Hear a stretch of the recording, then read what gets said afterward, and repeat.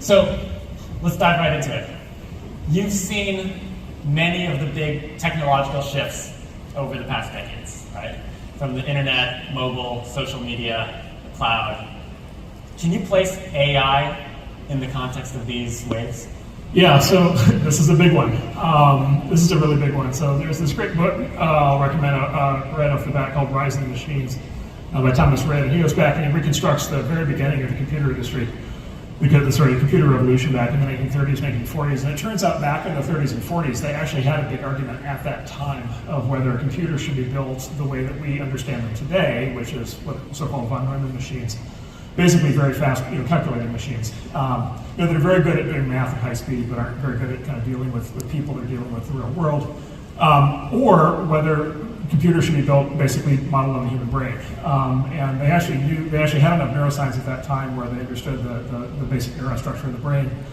The first paper on neural networks actually came out in 1943, 81 years ago now. And there were, figures like, Alan Turing and John von Neumann and others, who argued, that basically that would be a superior architecture. And then basically what happened was, right, the computer industry kind of forked, and 99% of it, was dedicated to building out computers the way that we've had them for the last 80 years. And then there was always this kind of rump, academic movement, which was for to kind of build out neural networks.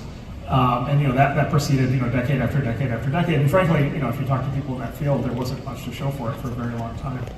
It takes a lot of conviction to really persist there. So there were people would get their PhDs in artificial intelligence. They would be born, they would get their PhDs, they would spend their entire careers researching it, and they would die before the field worked, right? So this is like a high level.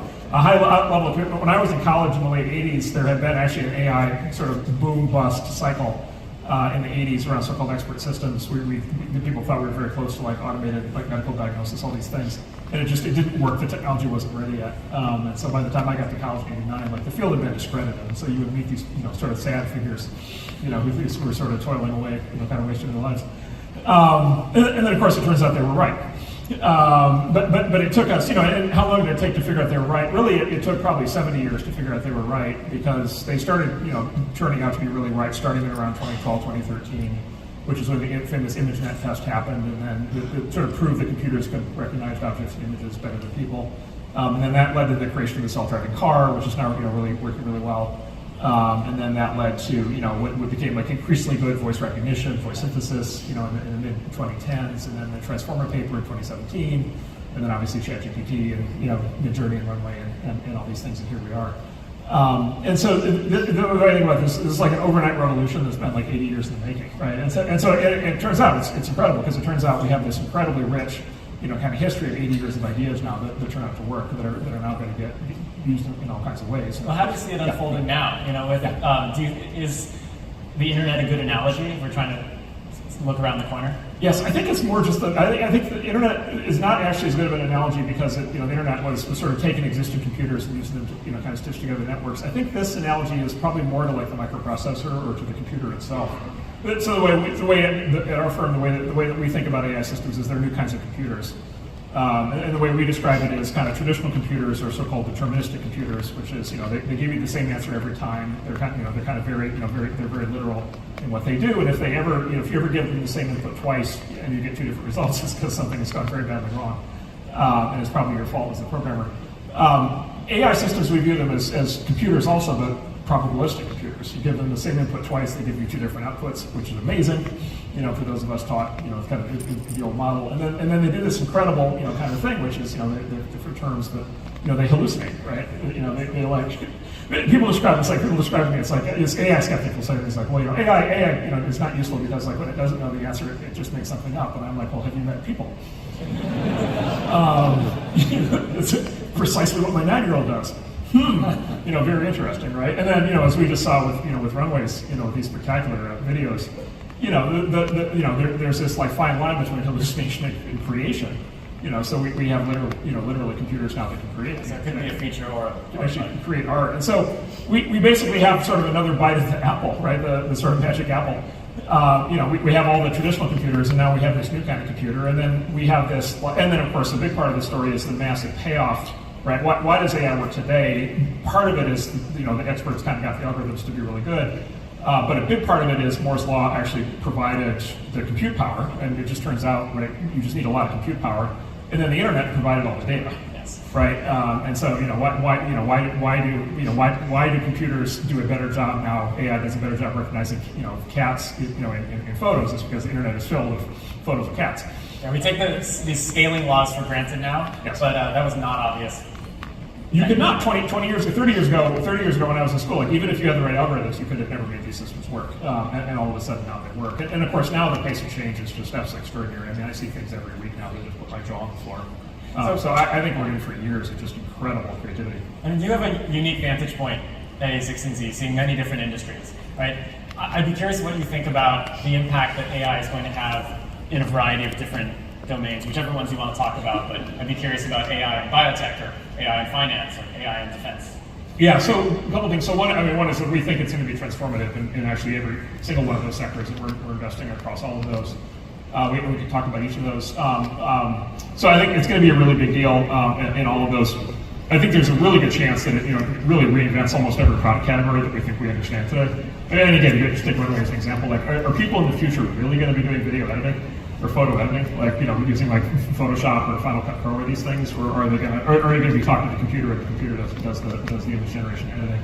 And so I think there's these huge industries where people kind of assume things work a certain way, where they're going to work very different. And of course, that means it's going to be prime time for startups, right? That have a huge advantage of being able to start from scratch. So yeah, no, we think this is going to be a really big deal. In the tech industry, this classic dynamic is playing out where every incumbent tech company is adding AI to their product, right? And then we have startups starting in every conceivable category from scratch. The metaphor that we use to kind of justify, because we go to our investors and say we're going to invest in all these AI startups, what we say is like, look, like if you have an existing product and you add AI to it, it's a little bit like adding flour into a cake. Like after the cake's already been baked, like it doesn't work well. If there's a really transformative technology, you have to get the flour into the recipe from the very beginning. You have to build from scratch. Knowing you have any capability. And by the way, there's a bunch of companies. The sort of later stage startups are like halfway in the middle. We have this phenomenon we call bullet point number 6. Or we'll get a sort of a 5-year-old company or whatever will come in and pitch, and they'll have their product slide, and it'll have 5 kind of things their product does, and it'll have bullet point number 6 is, oh, it also does AI, right? And so is bullet point number 6 because of course they added it after the fact, right? They couldn't point. The smart ones go ahead and redo the slide. And so there's a lot of adaptation happening now. Look. In the mobile to web, in the web to mobile wave, a lot of the big actually incumbent companies like Google and Facebook actually did just fine, right? And so it certainly may be the case that a bunch of incumbent companies actually adapted this just fine. I think it's going to be challenging. It's going to be a lot of work to do that because this is such a different way of operating. I tend to think the startups have a really great run here, but it's going to be a real fight, kind of in the industry. We'll see. You pay a lot of attention to biotech, right? What does this look like? I understand for software products, but what do you think the role of AI will be in biology? Yeah, so look, the big thing in biotech biology is sort of that we've always had this concept of sort of drug discovery, which is this kind of amazing term, and basically, the way that sort of the modern world of kind of drugs treatments, has emerged is you sort of have, basically a lot of scientists basically trying lots of different compounds and kind of seeing what works. So you're literally kind of discovering what works. The sort of overall giant transition that field wants to go through is to go from discovery to engineering, right? So we're actually designing things from scratch, including literally designing new drugs from scratch. And we're starting to see examples of that. The mRNA platform that was the basis of the COVID vaccine, is a good example of that. Moderna had is a very interesting. Moderna and Pfizer are the two companies that had the first COVID vaccines with similar technology. Moderna had the first COVID vaccine 2 days after they were emailed the genome of the COVID virus from China, like in a Word document, which is first of all like a fairly amazing thing because it's like spell check is pretty aggressive in Microsoft Word, and you certainly like it didn't screw things up, but it turns out it didn't. It was fine. But then literally they had that vaccine 2 days. They had the COVID vaccine in January of 2020, and then the rest of it was just testing and validation. And that was the consequence of mRNA being a national engineering platform for biotech. And so the minute you have an engineering platform, you could bring AI to bear. Do you think we have enough data in biology today So it's a real challenge. It's a real challenge, and I would say it's a real challenge in particular because access, what you really want, like if you wanted the perfect biochemistry, what you would want is you would want to basically get everybody's health data, pooled all together. You want to get everybody's genome data, pool it all together. That in the U.S. that would all be completely illegal. You would never be allowed to do that. You would go straight to jail. Interestingly, in China, that's actually just fine. So it is actually this very interesting opportunity for societies like China to maybe leapfrog us on that point. So yeah, there are big challenges on that, but the payoff is also going to be very big, and so I think there's going to be a lot of positive pressure to figure out at least how to get enough data to be able to do the work. Speaking of China, how do you think AI will shape geopolitics or defense or some of these spaces? Yeah. So this is an area where actually the sort of theoreticians in defense were actually ahead. They were on this several years back. So right around the mid 2010s, there was actually a sort of major change of military doctrine in both the U.S. and China. So in the U.S., the Department of Defense has a thing called offsets, and it basically offset is like a new technology that will fundamentally change how wars are fought. And they declared that AI and autonomy in combination were what they call the third offset. And it's a big deal because like the first offset was nuclear weapons, the second offset was what they call maneuver warfare, and the third offset is AI. And then China similarly has been very public. Actually, what is the maneuver warfare? Maneuver warfare is sort of like small unit tactics, precision guided weapons, sort of specific applications of force as compared to just like launch the nukes or like launch the bombers. And so maneuver warfare was like a consequence of advances in like communication technology. GPS was a big part of maneuver warfare.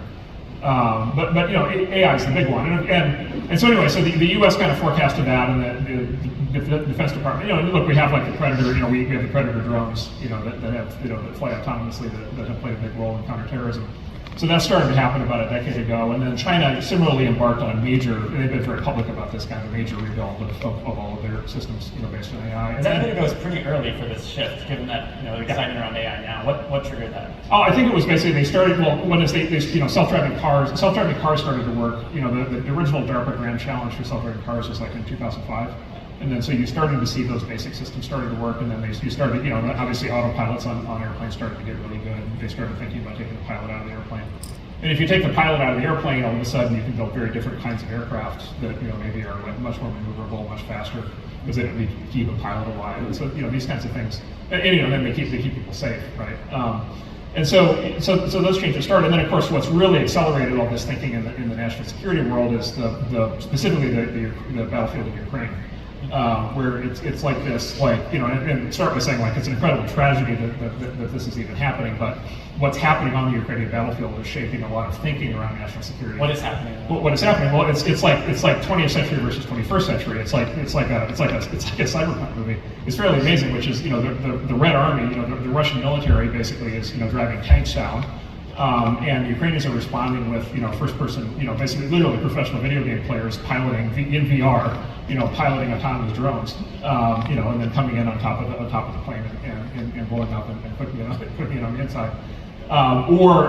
These shoulder-mounted, weapons like javelins that again are kind of, they call them fly-by-wire.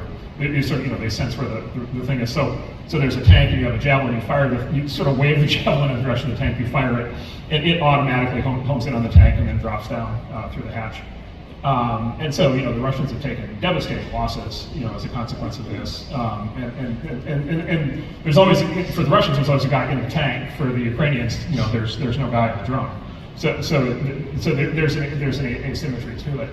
And so, Ukraine has punched way above the weight that all of the planners expected when this whole thing first started, because they've been very aggressively innovating in the field, for how this stuff works. And then, of course, the other tragedy playing out, but similar kinds of developments are going to happen in the Middle East now. And so, we get these amazing asymmetries. And so the Houthis, for example, are firing these, I think they're Iranian drones. They cost thousands of dollars. And we'll literally, the U.S. military will use like a $20 million Tomahawk missile, right, to take down a $10,000 drone, right? So, you have these like momentary, it's like slippage in time, right? These things shouldn't exist in the same era. And so, if you talk to people in the U.S. military, they're like, okay, now we need to basically reinvent the whole thing. Like the way that we field everything from aircraft to submarines, like all these things is just going to completely change. The war in the future is going to look totally different. Is the battlefield itself the place where this will have the biggest impact, or do you expect it to shape policy or deterrence or other aspects of geopolitics? Well, it changes a lot. I mean, so the sort of most advanced version of the thinking, I think, is basically, defense historically, like, sort of warfare has been an issue sort of mass, and, sort of number of men, amount of material, right? So how many soldiers do you have, and then how many tanks do you have? Sort of, so Napoleon, I think, once said God is on the side of the big battalions, right? And so it's like, just like massive force. If you project this forward enough, what you kind of see a picture emerging is actually in the future successfully based on who has the best technology and the most money, right? And there's some connection between the best technology and the most money, because if you have the most money, you can either develop the best technology or buy the most technology. And so it sort of changes the need. And by the way, it means like if you want to then be the strongest military force, you then want to be the strongest economy with the most advanced technology. It means it's like really strategically important for your country to actually win in technology, which is something that's sort of hotly controversial these days. And so like that matters a lot. Will you even have human soldiers at risk in the field or in planes or in submarines in 20 years? Like maybe, but I think probably not. What does it take to win in this technology? Yeah, so this is a very interesting. So this is sort of a very interesting topic right now for kind of U.S. politics. Which is like, so I have these technology has become a very politically loaded topic over the last decade for a bunch of reasons. And so I've been, at our firm, we're much more engaged now in politics than we used to be, and I've been spending a lot more time in DC than I used to. And I sort of have these two very different conversations in DC. It's called the Tuesday conversation. Tuesday conversation is it's us versus China, and then Iran, Russia, and so forth. And like this revolution is here. And the U.S. needs to be the dominant technology global superpower because that's what's going to lead us, being strong, protecting democracy, and protecting our allies, and all these other things.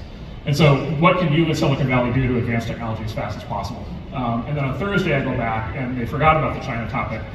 Instead, they're just focused on the U.S. and they're like, technology is like weird and scary, and like it's like freaking us out, and like AI is really scary, and like we think we got to stop this whole thing, and like we need to regulate, we need to like shut this stuff down, and like can't you people please slow down, right? And then I kind of say, well, like I repeat the Tuesday conversation on Thursday, and I'm like, could you please reconcile these two points of view for me? And they say, no, that's your job. So there's a real tension underway right now. One of the are those the same people or different people? So sometimes they're different people. Sometimes they are the same people. It may surprise you to hear that sometimes politicians are not completely consistent from day to day. And look, both of the kind of give the devil his due. Like both of these impulses are very emotional, right? These are very emotional topics because if you picture us losing a war with China, that's just devastating emotionally. If you picture AI, completely revolutionizing everybody's jobs and changing society, that's also very scary.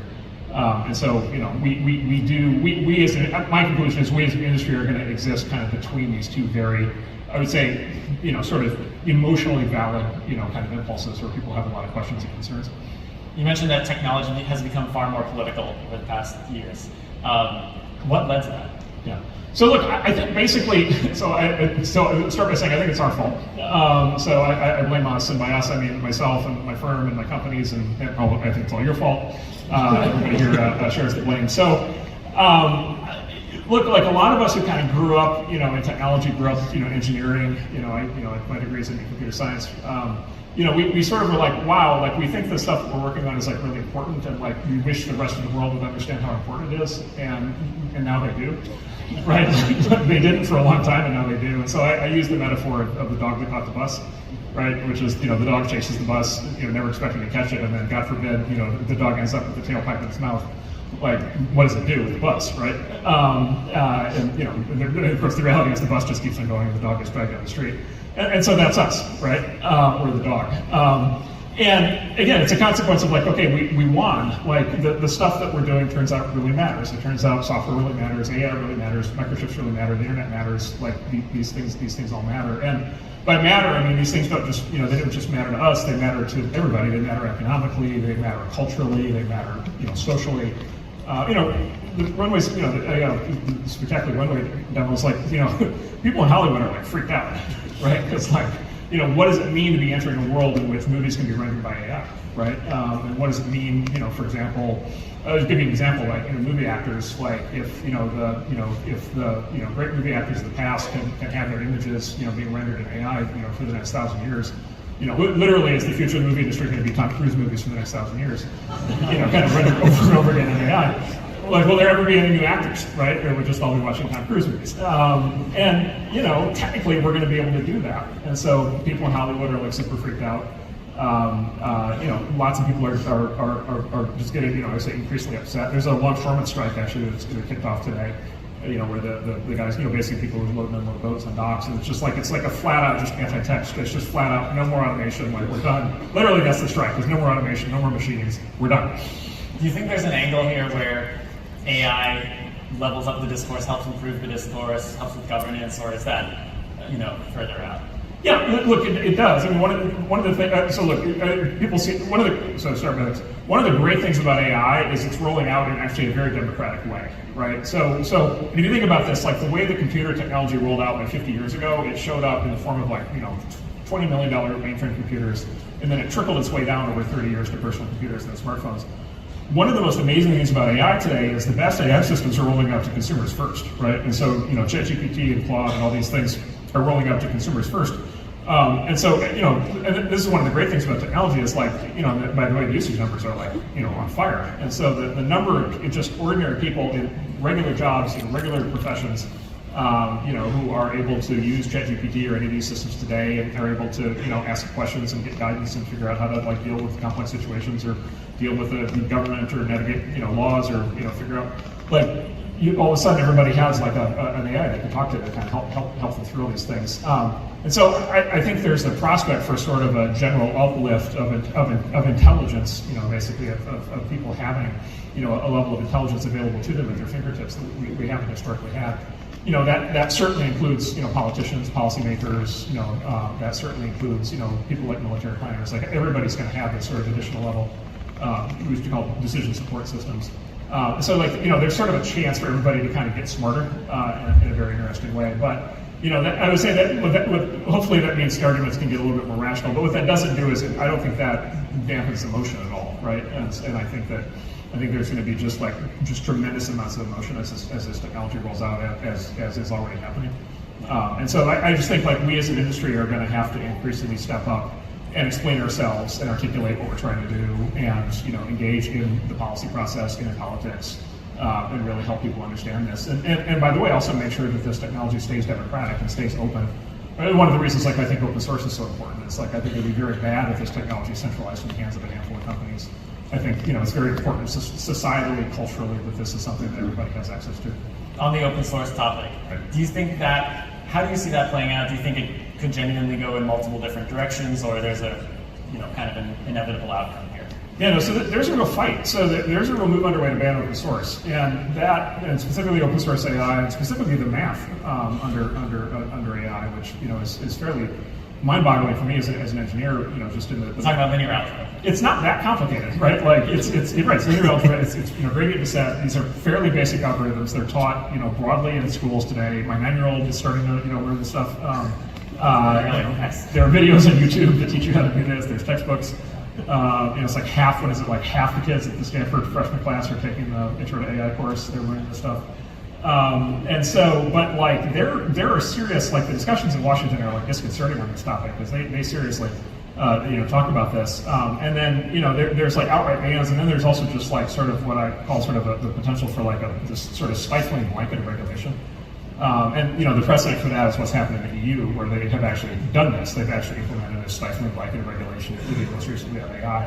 And the result is, they've effectively outlawed, to a large extent, they've outlawed technology startups in the EU, and the market has responded. And there's a handful that are really good, but there's not very many. And Europe used to be amazing. Half the great tech companies in the world used to be in Europe, and now it's down to a very small number. And so we have this real life cautionary example of how this can actually go bad. And then we have a fair number of people in the U.S. and in California, which is amazing, who basically want to adopt the EU model. And they're lobbying very hard to do that. Some of those people, by the way, are true believers. They really believe that there's a profound societal threat or existential threat or various other kinds of threats. They really believe it, and you kind of see it in their eyes. And then there's a bunch of other people that have commercial self-interest, right? And they want to establish monopolies or cartels of different kinds, and they want there to be, basically government protection for their business. And so there's this like unholy alliance that sort of formed up between these two groups. Well, and there was a real, we just had this real fight in California. Yeah, that's a very important role for policy to play here. Yeah. So this is the Ray Summit. This is an AI infrastructure audience, largely. What does this wave mean for people building AI infrastructure, providing those capabilities? What can we learn from the shifts that you've seen? Yeah. So I mean, look, like it's like you guys are in the right field because this is it. Like this is going to be the big build out, and it's just starting. And it's going to be one of those things where we look at the stuff that we have today. We look at it 5 years from now, 10 years ago, and it's going to look like it was belongs in a museum as compared to what's coming. And so all of us here are going to play a big role in building that. So this is going to be like absolute prime time. There's an unlimited number of technical issues to solve, obviously. But look, on top of that, we're on this incredible voyage of discovery, I think, as an industry and of a world of, which of these domains of AI are going to be the ones that really take the fastest. Just give you this sort of, here's like an amazing question that's playing out right now, which is the whole history of the, kind of AI robotics, kind of field broadly is that everybody assumes for a very long time, including when I was in school, that you would kind of get, you would get the low-level stuff first. And so you would get like robots that like pack your suitcase and like clean your toilet and cook you breakfast first. And then maybe decades later you would get robots that could like compose songs or like draw artwork, right? And it turns out to be the reverse. It turns out it actually turned to be quite easy to get a robot to like compose a song or like draw artwork. It still can't pack your suitcase. It turns out math is actually really hard. Yeah, exactly. Yeah, and especially right the minute you intersect with the real world, things get very complicated. But look, the AI revolution that's playing out today is mainly one at these sort of higher levels. Things involving basically software information bits.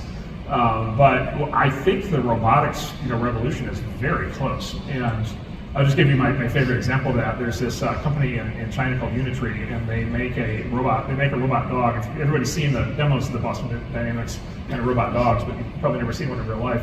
Because they're just too expensive. They're like $50,000 and up. This company in China has $1,600 basically that robot dog. So do you think the so there's this robot supply chain that's basically forming up in China like really quickly. And drones were kind of an example of that. Where China just like swamped the world with drones, and I think they may well swamp the world with robots, at least on the hardware side. And then there's all these questions around how to actually build up the software for robots, and Elon and others and lots of startups are working on that. And so it may be that we have the sort of bits version of the AI revolution. It may be followed like almost immediately by the atoms version. That's incredible. So there's a chance that the humanoid rollout will look more like a $20 subscription democratized versus a $20 million mainframe. Yeah, so this company Unitree has they have I think it's a $50,000 humanoid now hardware, and if you just watch on their website, like they're advancing the sort of hardware capabilities like super quickly.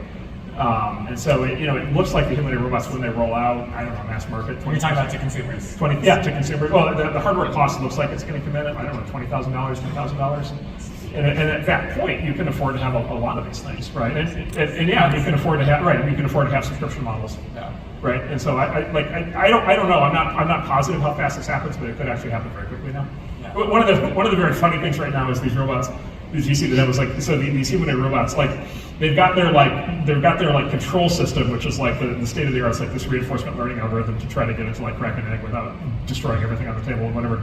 But then they've all got like LLM user interfaces with like voice now, and so it's like struggling to crack an egg, but it's like teaching you quantum physics, right? Like in like a plummy British accent, like at the same time, right? And so there's this software kind of wave happening right now to try to like merge those approaches together, right? And have sort of multimodal models that are capable of reasoning and planning, and that the new Llama release just dropped I think last week that has multimodal open source. And then OpenAI just released their O1, the reasoning and planning engine, which they say is going to get a lot better from here. And so like it may be that in a year we actually have a sort of single multimodal model that can do reasoning and planning that can power a robot, and then we're off to the races. It's interesting to see how important all the multimodal capabilities are for robotics and real world stuff. Yeah, and look, then what you're dealing with, it goes back to the topic of this conference, then what you're dealing, so what made Tesla self-driving cars work is they put 1 million cars on the road, they gathered all the imagery from all those cars, they used that to do deep learning, and then they made all the cars, really great at driving themselves, and they rolled that forward, they compounded it. But Like we might be in a world within a few years where we've got 1 billion humanoid robots that are also gathering all that data and feeding it back and getting better. And so it may be one of the largest scale technical systems that we've ever built. I mean, it might be very close. Let's talk a little bit about investing in AI. So it's maybe a little too early to say who the eventual big winners in AI will be. Has your perspective on that changed over the last few years? Yeah, so there's this glorious, amazing difference between running a company and running an investment firm. And I'm gonna really, he's gonna be haunted by this for the next month, what I'm about to say, because he actually has to run one of these companies. When you're running a company, you have to have a strategy. And like it has to make sense, right? It has to be like an actual, like you have to like lay it out, and you have to like have a conference like this, you have to show everybody what the strategy is, and it has to make sense. And if it doesn't make sense, it doesn't reconcile, people get upset. The one saving grace about on the investment side is we don't need one of those. And the reason is because we invest across a portfolio, and so we can invest across basically different approaches. Right, and so we can invest in infrastructure and apps. We can invest in open source and closed source. We can invest in different technical approaches, and so we kind of fully take advantage of that. So I would say like a lot of the questions in the future of like the investing side, a lot of those questions can become economic of like where's the value going to be, where's the revenue going to be, where's the profit going to be. I'll give you one of the very big questions right now, which is are the large language models like OpenAI, are those businesses basically a race to monopoly and infinite profits? Because of scale, right? The biggest company's going to have the best model. It's going to answer all the questions better, and then they're going to charge whatever they want for it. It's going to have super high margins. Be the world's best business, and basically, and that's like the track that, like, that's what happened with search, right? Where kind of Google ended up in that position. And the answer is maybe, and then, or the answer is actually, are all those companies actually in a race to the bottom, right? In which it actually turns out, selling, intelligence is like selling rice or something, where it just turns out anybody can make an LLM. There's open source LLMs. There's new LLM startups every day, and it just turns out anybody can go scrape the internet, anybody can buy the GPUs, and then anybody can basically get the same result. There was a famous Google memo that leaked called, we have no moat, and neither does anybody else, where they kind of articulate, basically saying if you have the same data, you get the same results, everybody has the same data. And so in that case, is it a race to the bottom? And by the way, there's some evidence that it's a race to the bottom because the price per token, right, of generated LLM output has dropped 100x in the last year. Right, which is like much faster than Moore's law, which is the exact opposite of what you'd expect if somebody was going to, get a lot of profit out of that business. So, maybe that's the race to the bottom, and the term sometimes used there is a profitless prosperity, which is, like selling rice or any commodity. These companies will have a lot of revenue; they'll just have very, very low margins. I think sitting here today, nobody quite knows the answer to that. It also depends on things that happen.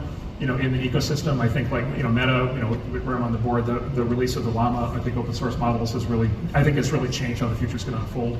Because having fully competitive open source, I think really changes things. And so there's really big questions around where the value capture is going to happen, and we're actually trying very hard to not prejudge that because I think we actually don't know yet. Makes sense. I mean, the fact that a lot of AI startups need to spend a lot of money on GPUs, right. How does that factor into your investment decisions? Yeah, so that's by the way, the Peter Thiel thing. The Peter Thiel thing is, we're all wasting time with all these software companies, right? We should just put all our money into NVIDIA, and call it. And by the way, for the last 10 years, that would have been a very good strategy. And so the model there basically is NVIDIA will soak up basically the entirety of all venture capital invested into AI startups, plus all revenue that those startups generate, and they'll just capture the whole thing.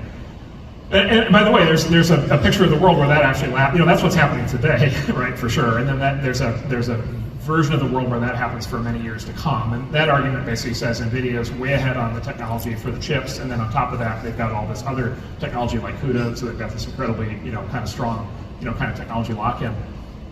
So that's one argument. The other argument, though, is what traditionally has happened in the chip industry is leads like that last for a while, and then they generate a huge profit pool that draws competition, and market forces kick in. And then you have every other chip company in the world, from AMD to Qualcomm to Samsung to the Japanese companies, and everybody else, and all the startups. And Cerebras, I think, is going public this week.